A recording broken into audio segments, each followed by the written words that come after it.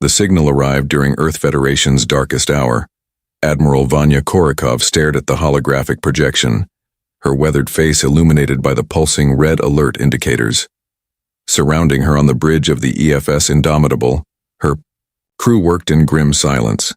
The Harbinger fleet had just obliterated their last defensive outpost at Proxima Centauri. Earth itself would be next. "Analysis complete, Admiral," announced Lieutenant Commander Elio Tarek, the ship's tactical officer. His voice remained steady despite the gravity of the situation. "The signal appears to be an extremely complex data packet. Origin unknown, but it's definitely not Harbinger tech. The Harbingers had appeared 3 years ago, their vast biomechanical ships emerging from the darkness beyond Neptune. Communication. Attempts had failed. Diplomatic missions had vanished. The alien armada had methodically dismantled humanity's outer colonies without hesitation or mercy. "Could it be a trap?" asked Commander Nasira Okafor, Korikov's second in command. "Doubtful," replied the ship's AI specialist, Dr. Reiji Nakamura. "The encryption is unlike anything in our database, but it's structured in a way that suggests it's meant to be decoded by our system specifically. Someone, or something, wants to help us." Korikov's decision was swift. "Decode it. If the Harbingers are about to wipe us out, we've got nothing to lose." As Nakamura's team worked frantically, the remainder of the Earth fleet assembled in high orbit. 87 ships, all that remained of the once proud armada of 500. Long-range scanners showed the Harbinger fleet, over 200 vessels strong, accelerating toward Earth. "Admiral," called Nakamura, his voice suddenly animated with something Korikov hadn't heard in months. "Hope." The signal contained schematics, advanced weapon systems, shield modifications, and he hesitated. Instructions for creating a specialized combat AI core far beyond our current capabilities. Korikov's gray eyes narrowed. "Source? Unknown. But embedded in the code is a simple message. From those who came before. The Harbingers destroyed us too. This is your only chance." The bridge fell silent. "How long to implement?" Korikov asked. Nakamura consulted with his team, his face grim. "The hardware modifications are feasible with our fabrication capabilities, but the AI core, it would require a human neural template, a volunteer, meaning someone's consciousness would be the foundation.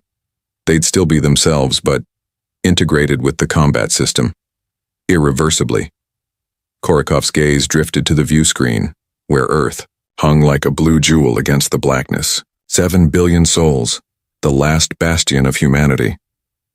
"I'll do it," she said quietly. "Admiral," Okafor began to protest. "We have 36 hours before the Harbingers arrive," Korikov cut her off. "Begin modifications to the fleet immediately. Nakamura, prepare the neural interface. We're going to give these bastards one last surprise." As the bridge erupted into frantic activity, Korikov stared at the approaching enemy fleet. For the first time since the war began, she allowed herself to feel something dangerous. Hope. Korikov floated in the neural tank, a web of gleaming filaments surrounding her body. Across the lab, Nakamura monitored her vital signs with growing concern. "Neural synchronization at 67%, reported Dr. Lane Virtanen, the Finnish neuroscientist leading the procedure. Her fingers danced across the holographic interface. "Stress levels are spiking." "She's fighting it," Nakamura observed. "Admiral, you need to stop resisting the integration." Through the comm system, Korikov's strained voice replied, "It's overwhelming. Too much data." "That's the point," Virtanen said gently. "Your consciousness needs to expand to accommodate the combat systems. Let it flow through you." In the tank, Korikov struggled against the flood of information. Ship schematics, weapons capabilities, tactical simulations, all pouring directly into her mind. But beneath that torrent lurked something else. Fragmented memories that weren't her own. Glimpses of strange worlds, unfamiliar stars, and devastating battles. "There's someone else in here," she gasped. "Another consciousness." Nakamura's eyes widened. The donor species. They must have included an imprint. Outside the lab, the Earth Federation's remaining shipyards worked at maximum capacity. Engineers and technicians swarmed over the gathered vessels, implementing the mysterious upgrades. New weapon mounts were being grafted onto hulls. Power systems were being reconfigured according to the alien schematics. Commander Okafor oversaw the modifications from the temporary command center, her face taut with worry as she monitored both the approaching Harbinger fleet and her admiral's transformation. In the neural tank, Korikov had stopped struggling. Her vital signs stabilized as her consciousness expanded, merging with the combat AI architecture. The alien memories became clearer, a species not unlike humans, but with iridescent blue skin and four-fingered hands. Their civilization had spanned dozens of worlds before the Harbingers arrived. "I see them now," Korikov whispered.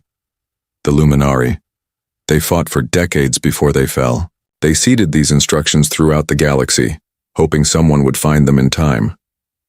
Virtanen and Nakamura exchanged startled glances. "Integration at 89%, Virtanen reported. "Remarkable adaptation rate." Korikov's eyes snapped open inside. The tank. But they were different now.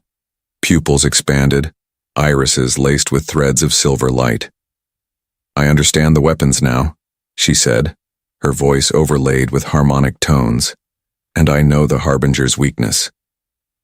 28 hours later, Admiral Korikov emerged from the neural tank.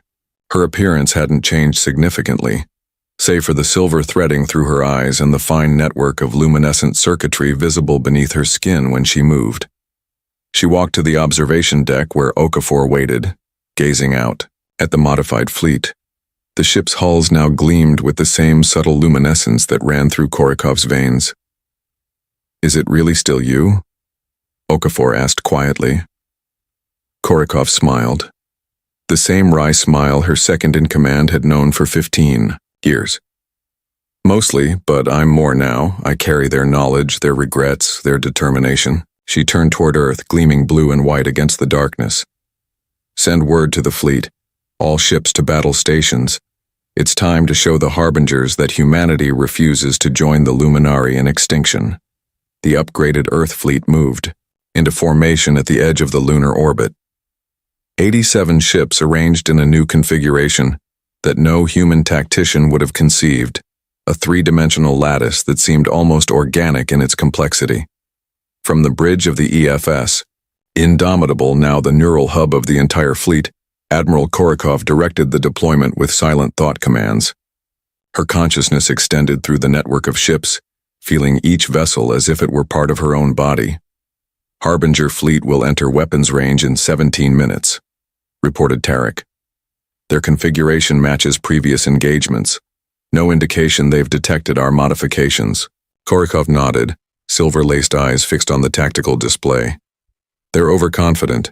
They've never encountered a species that could adapt their technology before." "What makes us different?" asked Okafor. "The Luminari were physiologically similar to the Harbingers, both evolved from collective organisms. They couldn't fully integrate with their combat systems." Korikov's lips curved into a cold smile. "Human individuality is our advantage." The bridge crew exchanged glances. Their admiral spoke differently now, her normally terse statements replaced by something more alien, more calculating. "Launch the messenger probe," Korikov ordered. A small, unarmed craft detached from the Indomitable, accelerating toward the approaching enemy fleet. It carried a single message, broadcast on all frequencies in the Harbinger's own communication spectrum. Knowledge pulled from the Luminari database. "What are you telling them?" Okafor asked. "The truth," Korikov replied. "That we've adapted their victims' technology, that we know what they are." The response came faster than expected. The lead Harbinger vessel, a massive construct of dark biometal nearly 5 kilometers long, fired a concentrated energy burst at the messenger probe, vaporizing it instantly. "They're accelerating," Tarek reported. "Adjusting formation for direct assault." "They're afraid," Korikov said softly. "Good." She closed her eyes, connecting deeper with the fleet network. Through it, she activated the first of the luminary upgrades, a quantum entanglement field that linked all 87 ships into a single tactical entity. Energy flowed between vessels, balancing shields and weapon capacitors in perfect harmony. The B Harbinger fleet entered range, their massive ships launching swarms of smaller attack craft. Hundreds of energy projectors aligned on the Earth formation. All ships, Korikov broadcast, her voice echoing through every vessel in the fleet. Execute Protocol Luminari. The Federation ships didn't scatter as they had in previous engagements. Instead, they held formation, their newly installed weapons charging with brilliant blue-white energy. When the Harbingers fired, the lattice formation revealed its purpose. Each impact point redistributed the energy throughout the network, preventing any single shield from collapsing. Then Earth struck back. Synchronized energy beams lanced from the Federation ships, connecting in mid-space to form a web of devastating power that sliced through the Harbinger formation. Where they hit, the alien vessel's regenerative hulls failed to repair, the wounds glowing with the same blue-white energy. Their biometal can't adapt to the luminary frequency, Korikov explained, her silver eyes tracking the damage patterns. Every hit degrades their regenerative capability. For the first time in the 3-year war, the Harbingers were taking significant losses. 7 of their smaller vessels had already been destroyed, their wreckage drifting through the battlefield. But the aliens adapted quickly. Their formation shifted, creating defensive clusters that absorbed the networked attacks more effectively. Return fire intensified, focusing on the weakest nodes in the Federation lattice. Delphinus and Arcturus taking critical damage, Tarek reported as 2 Federation cruisers flared with multiple impacts. Korikov felt the ship's pain as if it were her own, wincing as warning systems screamed through her extended consciousness. Reinforce their position. Adjust lattice to compensate. The battle intensified, both sides adapting tactics minute by minute. For the first time, humanity was fighting the Harbingers as equals, but the alien fleet still outnumbered them more than 2 to 1. We can't maintain the lattice indefinitely, Okafor warned as more Federation ships reported critical damage. Korikov opened her eyes, silver light blazing. We don't need to. Phase 1 complete. Begin preparations for Protocol Sunforge. The battle had raged for 3 hours. 29 Federation ships destroyed, their sacrifice buying time for the remainder to fall back to high Earth orbit. 46 Harbinger vessels reduced to drifting wreckage, a stunning reversal of previous encounters but not enough for victory. In the Indomitable's engineering bay, Dr. Nakamura supervised the final calibrations of the Sunforge device. The massive apparatus, hastily constructed according to the luminary schematics, pulsed with barely contained energy. The focusing array is unstable, warned Chief Engineer Kalani Matsuo, her face streaked with coolant fluid and fatigue. If we activate at full power, there's a 70% chance of catastrophic overload. We have no choice, Nakamura replied grimly. Without the Sunforge, we've merely postponed defeat. On the bridge, Korikov monitored the Harbinger fleet's approach through her neural link. The aliens had regrouped, adapting their tactics to counter the quantum lattice. Their remaining ships had formed a massive spearhead formation aimed directly at Earth. They've analyzed our capabilities, she informed her command staff. They're concentrating their biomatter to strengthen their central vessels. Okafor studied the tactical display. They're sacrificing maneuverability for raw power. If they break through our line, they won't, Korikov interrupted. Her silver-threaded eyes narrowed. Status of Sunforge? Final calibrations complete. Nakamura's voice came through the comm. But Admiral, the risks... Understood, Doctor. Begin charging sequence. The remaining Federation ships formed a new configuration, a concave formation with the Indomitable at its center. As the Harbinger spearhead approached, the human vessels directed all defensive power to their forward shields. They think we're making a last stand, Korikov observed. They don't understand what we're creating. Through her neural link, she felt the Sunforge powering up, drawing energy from the Indomitable's modified reactors. The device was never meant to be built so quickly or with such limited resources, but the desperate innovation of human engineers had made the impossible merely improbable. Harbinger fleet entering final approach, Tarek announced. Energy signatures indicate they're charging their main weapons. All ships, maintain formation, Korikov ordered. Redirect non-essential power to the Indomitable. Energy flowed through the network, feeding the hungry maw of the Sunforge. The bridge lights dimmed as systems diverted power to the experimental weapon. In engineering, warning klaxons blared as containment fields strained to capacity. Microfractures forming in the focusing array, Matsuo reported, her voice tight with tension. We can't sustain this power level much longer.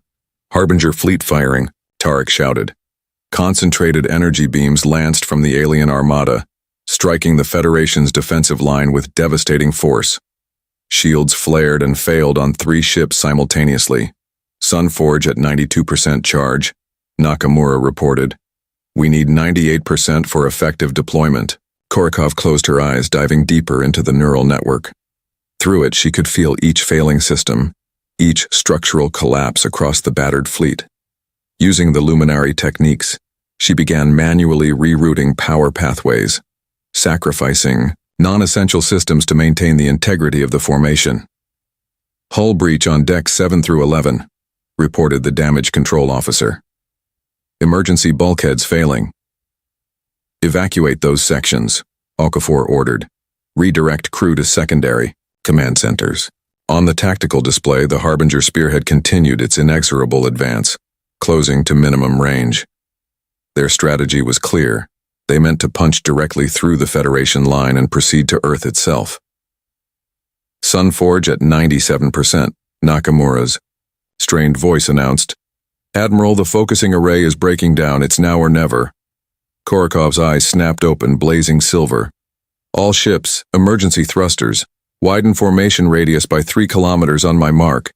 The Federation captains acknowledged, not questioning the sudden change in tactics. Sunforge firing sequence initiated, she announced as her consciousness meshed with the weapon's control systems. Through the neural link, she felt the immense power building within the device.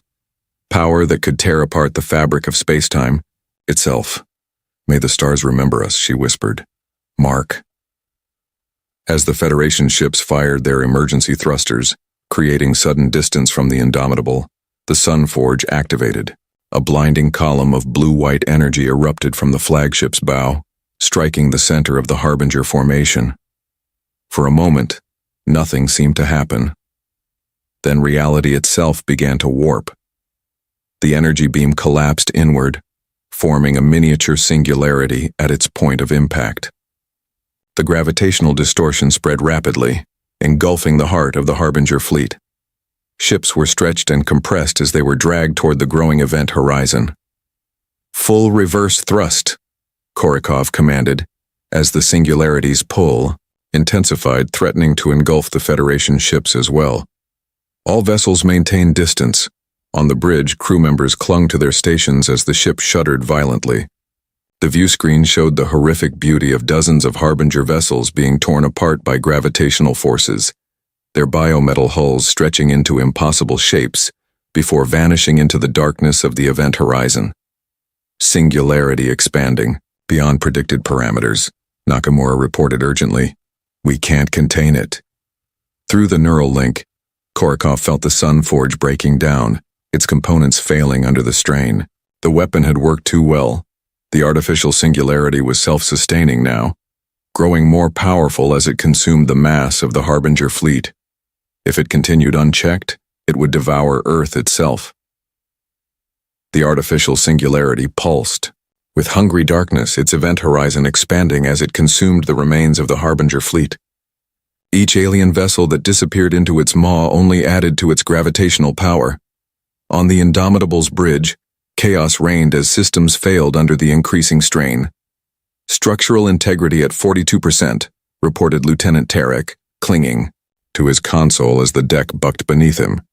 We're being pulled in. Through her neural link, Korikov felt every stress fracture in the ship's hull, every failing power conduit. The Sunforge device had worked beyond their predictions. Too well. The singularity it created was supposed to be temporary, but the massive energy discharge had torn a permanent wound in space-time. "All ships continue retreat," she ordered, her voice steady despite the situation. "Maintain minimum safe distance." "Admiral." Nakamura's hologram flickered on the damaged command console, his image distorted by interference. "I've analyzed the singularity. It's feeding on the Harbinger biometal, using its unique properties to sustain the reaction. At current growth rates, it will reach Earth's orbit in under 3 hours. Okafor's face paled. Evacuation is impossible in that time frame. "Then we need to stop it," Korakov stated simply, silver eyes fixed on the swirling vortex of destruction they'd created. "The only way to collapse a singularity of this type would be to introduce an opposing energy signature," Nakamura explained. "But the only matching resonance pattern we have is the luminary modifications," Korakov finished his thought. "Our ships." A heavy silence fell over the bridge as the implications became clear. "The entire fleet?" Okafor asked quietly. Korakov's eyes took on a distant look as she accessed the luminary knowledge embedded in her consciousness. "No. A single vessel with a concentrated charge directly at the singularity's core would create the necessary resonance. Cascade to collapse it." Everyone on the bridge understood what she wasn't saying. It would be a one-way mission. "I'll take the Indomitable," Korakov decided, rising from her command chair. "The rest of the fleet will retreat to safe distance." "Admiral," Okafor began to protest. "This is not open for discussion, Commander." Korakov's voice carried absolute authority. "The neural link makes me the only one who can properly calibrate the approach, and the ship is already severely damaged." Turned to address the bridge crew, her silver-laced gaze touching each officer in turn. "Begin evacuation procedures. All personnel except essential navigation and engineering staff will transfer to other vessels." As the crew reluctantly acknowledged their orders, Korakov placed a hand on Okafor's shoulder. "You're promoted to Admiral, effective immediately. Earth will need rebuilding after today." Tears gleamed in Okafor's eyes. "It's been an honor, Vanya." "Xiao, honor was mine," Korakov replied softly. "Now go. Make sure our sacrifice means something." 90 minutes later, the EFS Indomitable hung alone in space, its damaged hull gleaming with luminary energy as it faced the growing singularity.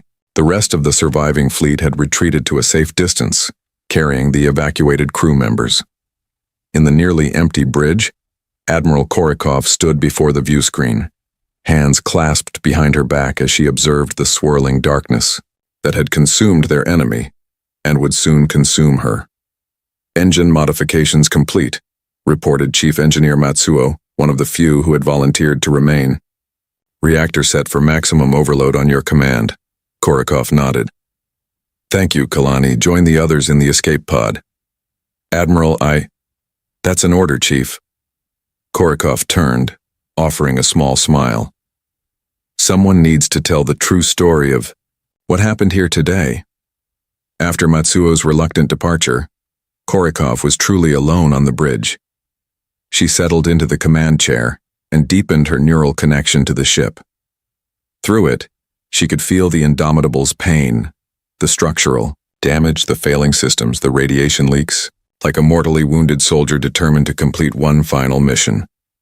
"Just you and me now, old friend," she murmured, patting the armrest. "Let's make this count." She activated the engines, beginning the approach toward the singularity. As the massive gravitational pull took hold, the ship's hull groaned in protest. Warning systems blared throughout the empty corridors. Through the neural link, Korakov initiated the final sequence, converting the ship's power core to match the exact resonance frequency of the singularity, but phase-shifted to create destructive interference. It was elegant physics, she thought distantly. The Luminari would have appreciated the symmetry. As the Indomitable accelerated toward the event horizon, Korakov opened a channel to the fleet. "This is Admiral Vanya Korakov of the Earth Federation ship Indomitable." Her voice was clear, despite the chaos surrounding her. The Harbinger threat has been neutralized. Remember this day not as an end, but as a beginning. Humanity has proven itself worthy of the stars. The Singularity's pull intensified, alarms screaming as the ship's structural integrity began to fail. On the view screen, the event horizon loomed, a perfect darkness that consumed all light. For Earth, Korikov whispered as she initiated the reactor overload. The Indomitable plunged into the abyss, a tiny spark of light swallowed by infinite darkness. And then, a miracle. 3 days after the battle, the Federation fleet maintained a protective formation around Earth. The Singularity had collapsed exactly as Korikov had predicted, imploding in a silent flash of energy that rippled through subspace. Long-range scans confirmed no surviving Harbinger vessels within the solar system. Aboard the EFS Dauntless, newly promoted Admiral Nasira Okafor stood in the observation lounge, watching as repair ships tended to damaged Federation vessels. The cost had been severe. 52 ships lost, over 15,000 crew members dead or missing. But Earth survived. Admiral, called Lieutenant Commander Tarek, who had transferred to the Dauntless after the Indomitable's destruction. "We're picking up something unusual near the battle site." Okafor followed him to the science station where a sensor specialist displayed the anomaly, a small pulsing energy signature where the Singularity had been. "Analysis?" Okafor asked. "It appears to be a quantum echo," the specialist explained. "Similar to the resonance pattern of Luminari technology, but different somehow." Okafor's expression remained carefully neutral. "Dispatch a research vessel. I want continuous monitoring of that signature." Hours later, the research vessel reported back with astonishing news. The energy pattern was organizing itself, coalescing into a coherent data structure.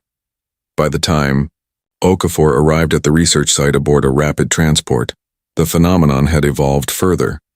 Dr. Nakamura met her in the laboratory, his face alight with barely contained excitement.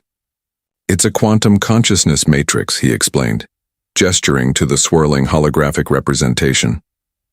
When the Singularity collapsed, it created a subspace pocket that preserved certain neural patterns. Specifically, Korikov. Okafor breathed, understanding immediately. Her consciousness was so deeply integrated with the Luminari systems that when the Indomitable was destroyed, the neural network transferred her consciousness into subspace, Nakamura confirmed. "She's not dead, Admiral. She's evolving for 3 weeks. The finest scientists in the Federation worked to establish communication with the growing consciousness. They constructed a specialized quantum interface based on the Luminari designs, hoping to bridge the gap between physical reality and the subspace realm where Korikov now existed. On the 23rd day, they succeeded. A holographic image flickered into existence in the research lab's central chamber, a luminous figure with Korikov's features, composed of swirling blue-white energy patterns. "Nasira," the apparition spoke, her voice carrying the same harmonic overtones it had after the neural integration. "It's good to see you again." Okafor stepped forward, emotions warring on her face. "Vanya? Is it really you?" "Yes and no," the luminous figure replied. "I am what remains of Vanya Korikov, but I am more now. The Singularity didn't destroy me. It transformed me." "Into what?" Nakamura asked, scientific curiosity overcoming his awe. The holographic figure smiled. "Into something the Luminari hoped to become but never achieved. A bridge between dimensions, a guardian." Over the following months, the being that had once been Admiral Korikov revealed the true nature of the galaxy to the Federation leadership. The Harbingers were merely one of several ancient predator species that periodically swept through the galaxy, culling developing civilizations. The Luminari had been fighting a lonely battle against them for millennia before their fall. But they created a legacy protocol, Korikov explained during a high-security briefing. The neural integration technology wasn't just a weapon, it was an evolution path. a way to transcend physical limitations. And now you're what? A god? Asked one skeptical general. No. Korikov's energy form pulsed with something like amusement. Just the first of a new kind of guardian. My consciousness exists partially in subspace, allowing me to detect threats long before they reach normal space.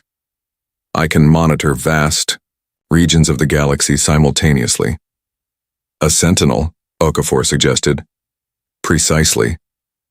Korikov's form expanded slightly. And I'm not alone. The Luminari created similar beacons throughout the galaxy. I can sense them now. Together we form a network, a warning system for all sentient life. In the years that followed, humanity rebuilt and expanded under the watchful protection of the being they still called Admiral Korikov. With her guidance, Earth Federation, ships ventured beyond the solar system once more, establishing contact with other surviving civilizations that had weathered Harbinger attacks. A galactic alliance slowly formed, species united not by conquest or fear, but by their shared determination to prevent the cycle of extinction from continuing. 1 decade after the transformation, Admiral Okafor stood on the observation deck of the new Federation flagship, the EFS Luminary, watching as a fleet of 300 vessels prepared for the first official diplomatic mission to the far reaches of the galaxy. Beside her, Korikov's energy form hovered, more complex and intricate than ever. We've come so far, Okafor mused. 10 years ago, we were facing extinction. And now you're leading the most powerful peacekeeping force the galaxy has ever known, Korikov replied. Her luminous form shifted, gazing out at the stars. The Harbingers will return eventually. Their kind always does. But next time, the galaxy will be ready. Because of you, Okafor said quietly. Because of humanity, Korikov corrected. The Luminari chose Earth for a reason, Nasira. Of all the species they encountered, humans alone possessed the perfect balance of individuality and collective purpose, the determination to fight impossible odds, the capacity to sacrifice for a greater good. She turned to face her old friend, her energy form briefly taking on a more human appearance. The Admiral as she had been, standing proud in her uniform. The Harbingers believed themselves to be the apex predators of the cosmos, consuming all. In their path, they never understood the truth that humanity instinctively grasped. Which is? Okafor asked. Korikov's form expanded, connecting to the ship's systems and briefly illuminating the entire observation deck with soft blue light. That the universe doesn't belong to those who devour, she said. It belongs to those who protect. As the fleet engaged their engines, beginning the journey to distant stars. Admiral Korikov's consciousness extended outward through the quantum network, watching over the species she had once been part of. Now the guardians of a galaxy awakening to a new era of peace. The battle was over. The legacy had just begun.